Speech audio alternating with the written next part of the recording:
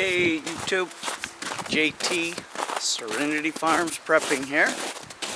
Time for the daily patrol. Thought I'd bring you along. So, as the panic sweeps the nation and the world over the beer virus, seems to be getting closer. Jury's still out on whether it's just the flu and it's being made a whole big deal of for nothing, which I tend to believe right now. But that's here nor there, because people are reacting the way that they do, and the rest of us will have to act accordingly to ensure our own safety from their lack of common sense, or if it turns out to be a legitimate fear, because it will affect us whether we want it to or not. You can't fix stupid everywhere. So, thought occurred to me. Miss Tina and I both have daughters that live 20 miles away in a city. As of yet, no mention of any beer virus there, besides happy hour on Friday and Saturday night. But we have an international airport, so to speak. Lots of cars from Vermont, who may or may not have some cases, and Canada, who very likely is responsible for the start of the whole virus. But anyway, what if that city decides that they're going to call a quarantine, self-inflicted quarantine, or blocking all roadways in and out? My daughters are very light preppers.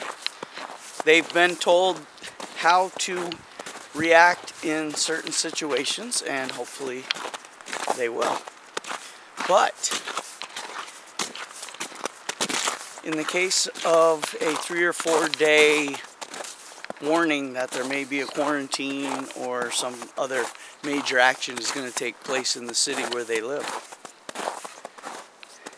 in all other instances, they've been told to bug out and get up to the cabin. Well, that puts us in a dilemma now. How do we know? Our girls both work in high-profile contact jobs. How do we know they haven't been exposed? And they're going to bring it up to the cabin and expose to us. They just haven't shown symptoms yet. What do we do? What do I tell them to do? I'm thinking that there's a whole bunch of you all out there that could have the very same situation arise. I personally have the facilities to quarantine them up here, but one, there's the issue they may or may not get out of Dodge in time. Two, they bring it up here, and by the time anybody gets sick, infected, needs medical attention, the local hospital's booked, the city's not allowing anybody in. You see where I'm going with this?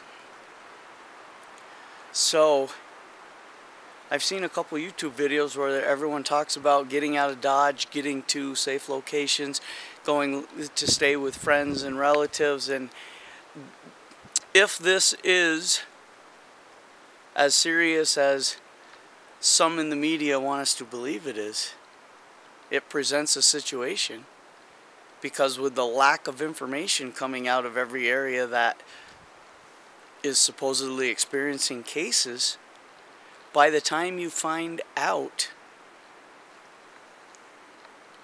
any potential infection rate is likely to be high, with them apparently not having a clue what the actual incubation period is.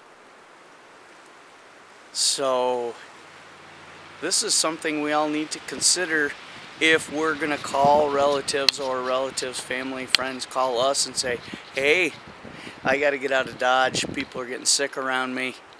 Can I come up and stay with you? I don't know. Okay, you may have a room in your house where the person could stay for 2 weeks.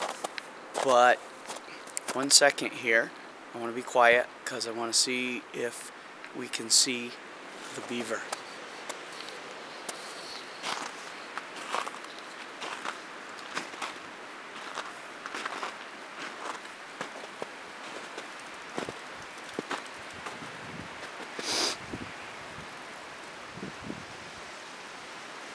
I don't see him. Where he went through the ice the other day when I saw him is no longer ice. It's that greenish water. I can see where he's been chewing on the trees. We may actually be looking right at him now, and I just don't see him. He's huge, very dark. Looks like a lot of fresh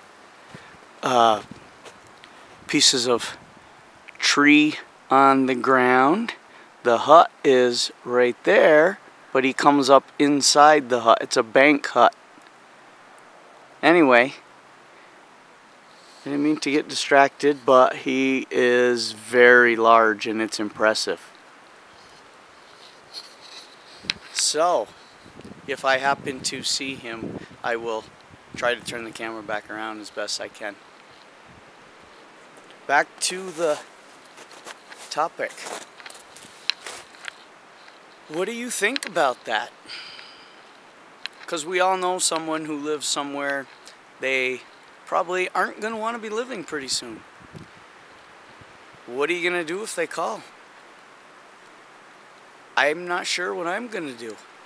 But I think Miss Tina and I are going to get with the daughters this weekend, like we do anyway. But I think we need to have a little sit down and discuss what our plan of action is going to be before we need to put a plan into action. You know, I just don't know. It's so hard because by the time they're telling anyone that someone around them is infected, it's been a couple weeks or 3 weeks or a month, and they're likely infected and don't even know it. So how many more people have they shared it with? And like I said, I have a room built just to be an infirmary. I can put them in it without them actually making contact with me, as long as I know they're coming and we are going to take all those precautions. Not everyone has that set up, nor are they ready to do it with heavy mill plastic and a one-way door, a depressurized room. It may not have to be that extreme, but you see where I'm going with it all. There's many precautions that need to be taken if you're going to allow someone to come into your home who's coming from an area that had some infected people. I would really like feedback and comments on this one because I haven't seen this mentioned a whole lot, and I think it's something that's going to affect a whole lot of people that never really thought about it. So, for now, JT signing off.